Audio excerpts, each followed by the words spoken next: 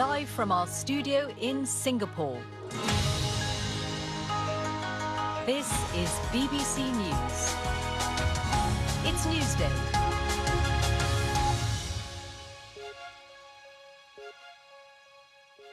It's 7 in the morning here in Singapore and 3 p.m. in California, where the death toll from one of the state's worst mass shootings has risen to 11. Doctors say one of the injured people in the attack died from extensive injuries. Officials have also identified two of the victims. Two women, Mai Nian and Lilan Li, were both in their 60s. The 72-year-old suspected gunman was found dead by police on Sunday. He had a self-inflicted gunshot wound. His motive for the attack is still unclear.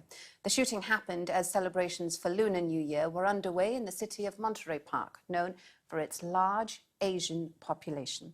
Our West Coast correspondent Sophie Long has more.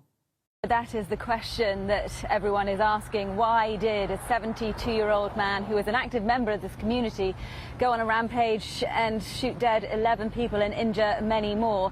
At the moment, there have been very few details about that. There was a press conference here at the Victim Support Centre where I'm standing at the moment a little earlier, and the Chief of Police of the city of Monterey Park, where we are, was very honest about the fact that we may never know what caused him to do that. He said this investigation will be treated like any other, in that it will be treated as if the suspect was still alive, and there are several search warrants that have been issued as detectives try to determine what caused him to do that. But at this stage, we really are no further along with that. Monterey Park is about 7 miles from downtown LA. It is a predominantly Asian American area, and as you say, they were in the middle of celebrating the eve of Lunar New Year. It's a very tight-knit community. All the people we've spoken to here have said that they're very shocked. They are stunned about what happened here. It's a very quiet community, and the attack took place at a dance hall and ballroom where people in their 60s and 70s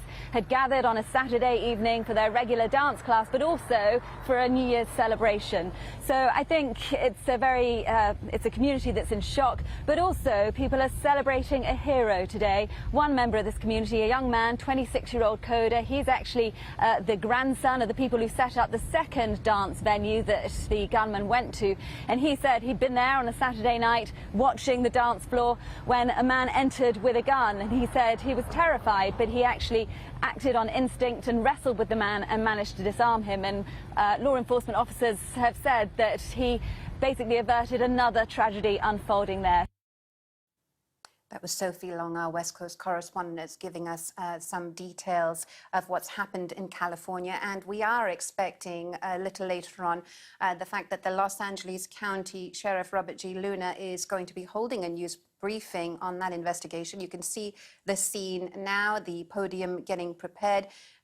The hallway, of course, where we will be expecting officials to walk through in terms of what might be happening and what they found out. But we'll leave California for now and tell you that you can get the latest on this developing story if you want, and stay up to date on our live stream on the BBC website, of course, or simply download the BBC News app if you haven't done so already.